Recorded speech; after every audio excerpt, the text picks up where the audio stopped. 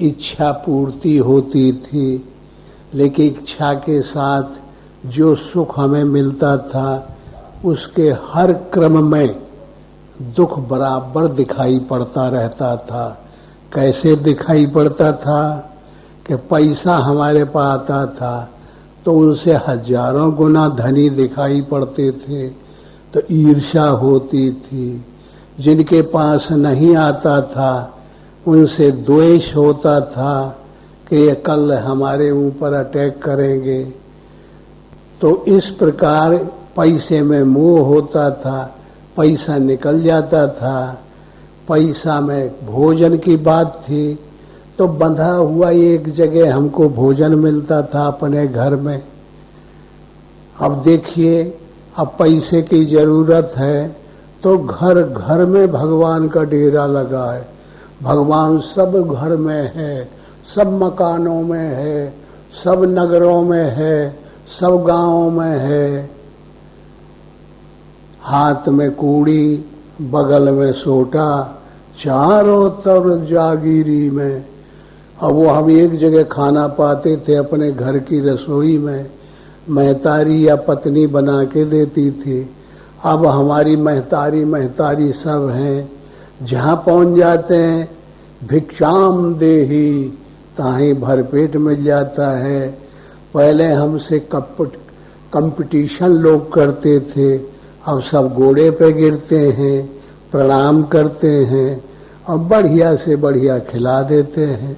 इससे सबूरी में आनंद है, फकीरी में आनंद है कि अमीरी में आनंद था? अमीरी में तो दोष ही दोष लगे।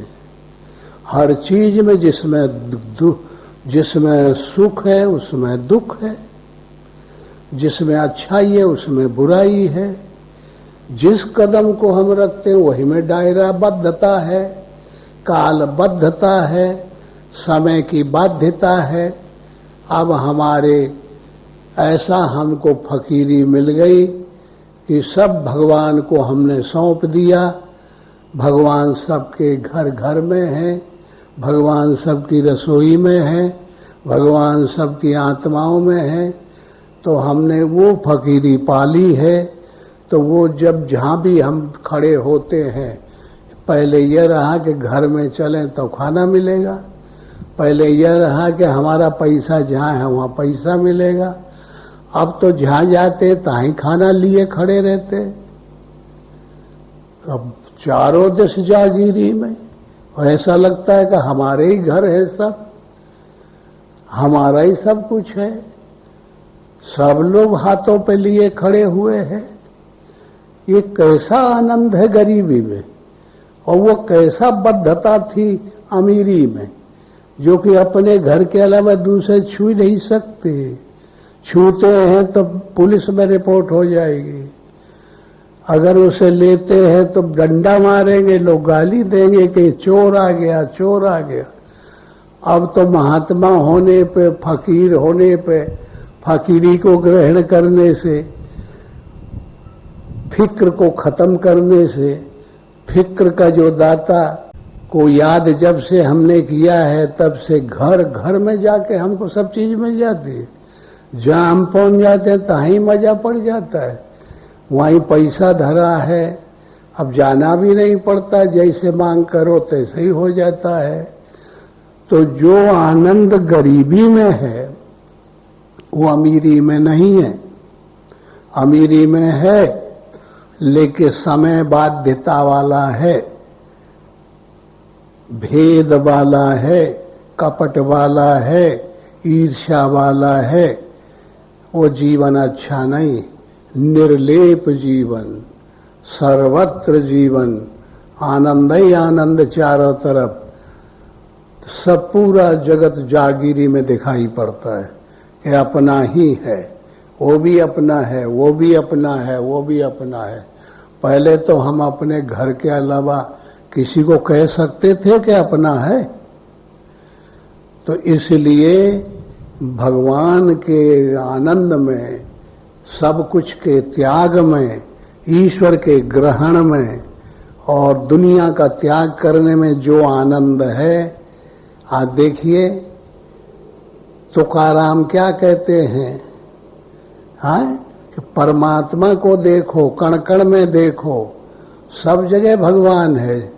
नजर जिधर जाती है तरफ रूप देखो, नाम लेते चलो, श्वासा में नाम लो भगवान का, और उसी का रूप देखो मन के अंदर। नजर जिधर जाता है वो पेड़ की तरफ देखो, पेड़ में परमात्मा दिखाई पड़े। ये खंबा दिखाई पड़ता है, खंबा हट जाए परमात्मा दिखाई पड़े। ये पेड़ की तरफ दिखाई पड़ता है तो भगवान दिखाई पड़े। चारों तरफ दृश्य में, विचार में, सुनने में, नेत्रों में, वाणी में, स्पर्श में, हर चीज में भगवान ही भगवान जब हो जाते हैं तब उसका नाम है फकीरी। तो वही दूसरे शब्द में क्या कहते हैं, मन लागो मेरे यार फकीरी में आए।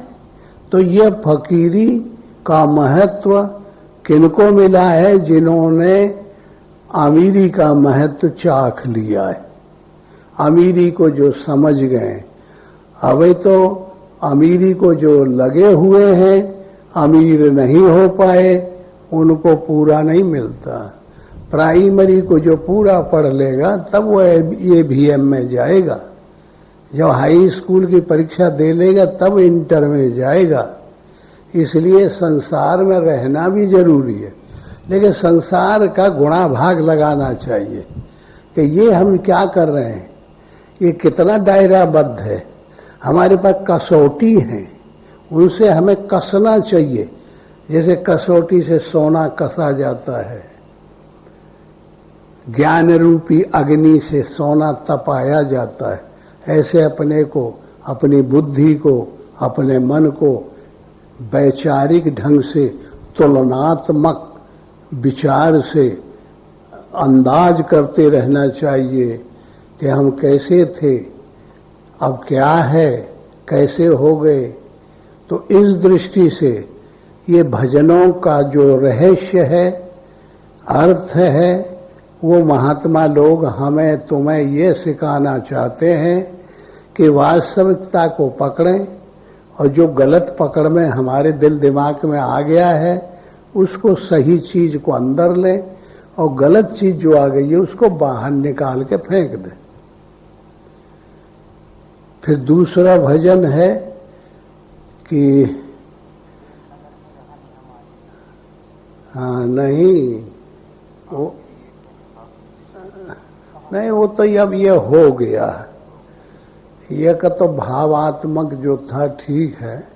नहीं, दूसरा है ना, वह रहना नहीं देश बिराना है। देखिए, ये देश अपना नहीं है, ये दूसरे का है। ये जो शरीर रूपी देश है, ये संसार रूपी देश है। ये शरीर और शरीर में और संसार में कोई अंतर नहीं है, ये अपना नहीं है। ये शरीर कुछ दिन के लिए मिला है, ये हम भी जानते हैं, सब जानते हैं कि ये रहेगा नहीं, ये आत्मा उड़ जाएगी एकदम। ये अलौकिक चीज को, ये लौकिक चीज, ये मकान मिला है कुछ दिन के लिए, 150 साल के लिए मिला है, ज्यादा दिनों के लिए नहीं मिला है। इसलिए इसमें बहुत आसक्ति नहीं करनी चाहिए कि मेरा है, मैं सब कुछ मैं इसमें आसक्ति करना। तो यही महात्माओं ने, बड़े बड़े विद्वानों ने, तुलसीदास जैसे महात्माओं ने, व्यास जैसे विद्वानों ने क्या रच के धर दिया है हमारे तुम्हारे सामने। देखिए, रामायण बनाया, रामायण काहे पे बनाया, इसी पे बनाया कि ये शरीर हमारा नहीं है, भगवान हमारे हैं। झूठी चीज को हम ना अपना लें, सत्य चीज को अपनाएं। इसका पर्दाफाश करने के लिए इतनी बड़ी रामचरितमानस बन के धर दिया गया है। ये केवल हमारे मन के अंदर जो हरकतें हैं वो चीज है। बताइए, रामचरितमानस है क्या? ये हमारे मन से राम कैसे चरित्र करते हैं। अब इस शरीर को गोस्वामी जी ने ब्रह्मांड बनाया है। इसमें जो हमारी आसक्ति हो गई है कि ये मेरा है, इसको लंका बनाया है। और इसमें रहने वाले को है मोह, मेरा है ये रावण बनाया। क्रोध को कुंभकर्ण बनाया, ये आसक्ति को लंका बनाया, ये काया को किला बनाया, ये संसार को समुद्र बनाया, विषय को पानी बनाया, और ये दुष्ट इसमें बैठे हुए हैं, काम क्रोध लोभ मोह मद मत्सर। और दूसरी भी पार्टी है। तो ये शरीर को कैसे बनाया, कैसे इसमें से तैयार हुई। अब जब यही रह जाते हैं तो देखिए किस प्रकार पैट बदला जाता है। आप लोगों ने स्टेशन देखा होगा, स्टेशन के पास एक कैबिन होता है, एक फरलांग दूर बगली में। तो वो में चले जाते हैं तो वहाँ एक लोहे के लीवर लगे रहते हैं, उनको खींच देते हैं तो वो सकड़ी लगी रहती हैं और गड़ारी। तो वहाँ से जो गाड़ी बम्बई की तरफ जाने वाली थी वो दूसरी तरफ चली गई। वो पटरी जाके उससे जुड़ गई और वो वाली पटरी अलग हो गई। मालूम है ना? हाँ, इसको कहते हैं पैठ बदलना। तो हम ये संसार में कैसे पैठ बदले, ये सब उसमें दिया गया है। हर भजन में दिया गया है, हर कविता में दिया गया है। अब इनको हमें सबको याद करना चाहिए, समझना चाहिए, बैठना चाहिए। और ये नहीं है कि तुम सर्विस करो, गृहस्थी का काम भी करो, सब कुछ किया जा सकता है। ये कई मन है, आदमी घर का भी काम करता है, नौकरी भी कर आता है, वाणिज्य व्यापार भी कर लेता है। ऐसे ही भगवान के यहाँ भी ध्यान दो और ये भी चलाओ कि परिवार का भी बिगड़न न हो, परिवार भी चलता रहे। अगर संसार न रहेगा तो ये भगवान का तरफ झुकाव हम लोग लेंगे कैसे? इसलिए ये भी उचित है। लेकिन अनुचित तो यह है कि हम यही में पड़े रह जाएं, ईश्वर को न याद करें, ईश्वर की तरफ आसक्ति न करें, ईश्वर की तरफ हमारे रुचि न हो, तो कैसे काम चलेगा? इसलिए हमारा धर्म है कि हम दोनों चीजों को लेके चलें। पहले उसका नंबर है, जैसे लड़का कक्का किक्की पढ़ते हैं, ABCD पढ़ते हैं और फिर उनको छोड़ देते हैं आगे की पढ़ाई में। वो सब वही में अर्झे रहते हैं और फिर आगे पढ़ते चले जाते हैं दूसरा विषय, तो निकल जाते हैं, फिर पढ़ाई के पार हो जाते हैं। और ऐसे ही संसार ही यही भगवान बन जाएगा, यही माया ही ईश्वर बन जाती है, कहीं अलग कोई चीज नहीं है। जो आज हमको बुरा दुख दे रहा है, जब भगवान को हम समझ लेंगे तो यही सब सुख देने लगेंगे।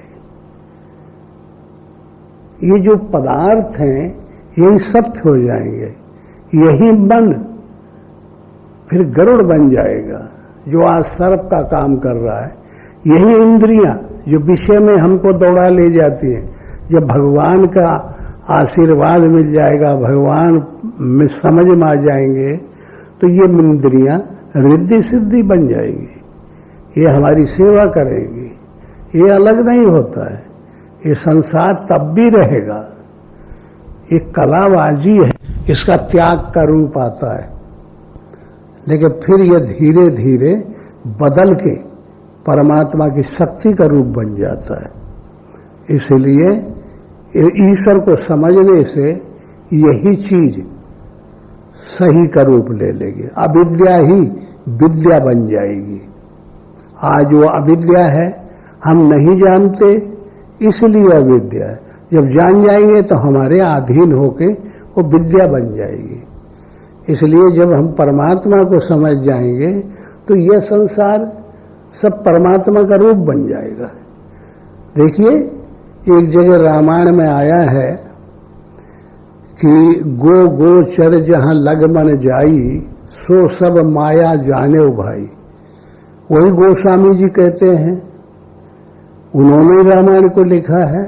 तो उनके मन में क्या भरा हुआ है कि जिधर देखते हैं, जिधर कुछ करते हैं, जिधर सुनते हैं, जिधर बोलते हैं, सब माया ही माया दिखाई पड़े, सब गलत है, गलत दिखाई पड़ रहा है। क्यों दिखाई पड़ रहा है? तो सही को हमने जाना नहीं, इसलिए गलत दिखाई पड़ रहा है। परमात्मा को जब हम समझ जाएंगे तो वो ये संकेत करते कि इस गलत का थोड़ी देर रोक दो और सही चीज को समझ लो। जब सही को हम समझ लेंगे तो वो सही वाला फिर जिद तो है, तो ऐसा जो जिद कर लेगा। इसलिए गोस्वामी जी विनय में कहते हैं कि सबसे भला विमूढ़ जे ही नहीं व्यापई जगत गति। मूढ़, मूढ़ कहते मूर्ख का, महामूर्ख सबसे अच्छा कि जिद कर ले कि हमारी गर्दन कट जाए, हमारे प्राण चले जाएंगे, हम छोड़ेंगे नहीं, वो पा जाता है। तो फिर जो जिद्दी हो गया तो फिर बस 2 पैसा हो गए, भाई यही जुक्ति है। फिर 3 पैसा हो गए तो वो 97, फिर 4 हो गए तो वो 96, तो 95, फिर 94, 93, 92, 91, 90, 89, 88, 87, 88 2 तक चले जाएंगे। या 50-50 हुए तो फिर ललकार देना, फिर कोई दिक्कत नहीं होगी। बस ये है तरीका, मोटा सा समझ में आया। जैसे बिल्डरी जो करते हैं तो पहले समझ लेते हैं ना, ये मटेरियल, ये मैटर लगेगा, ये सामान लगेगा, ये लगेगा, फिर खोदा, ये नीम, फिर नापा तोली, अल्लम टल्लम, ऐसे ही बनने लगते हैं फिर मकान। तो ये सब जानकारी आती है। लेकिन जब कठिन है मामला कि जो आसक्ति हो गई है ना, हाँ, तो वो आसक्ति छुड़ाना। हम जानते हैं, हर आदमी जितना हम बता रहे हैं सब जानते हैं आदमी कि ऐसा करेंगे, इधर जाएंगे तो कांटा गड़ जाएगा, इधर जाएंगे तो कुआं में गिर जाएंगे, इधर जाएंगे तो हम बच जाएंगे। लेकिन आदत परेशान किए है हमको, इससे कैसे लड़े, कैसे बाज आए, कौन नहीं जानता। सब भगवान के प्यारे हैं, सबके अंदर आत्मा है। ये समस्या है। और आगे बढ़ाने के बस। अच्छा, चलो।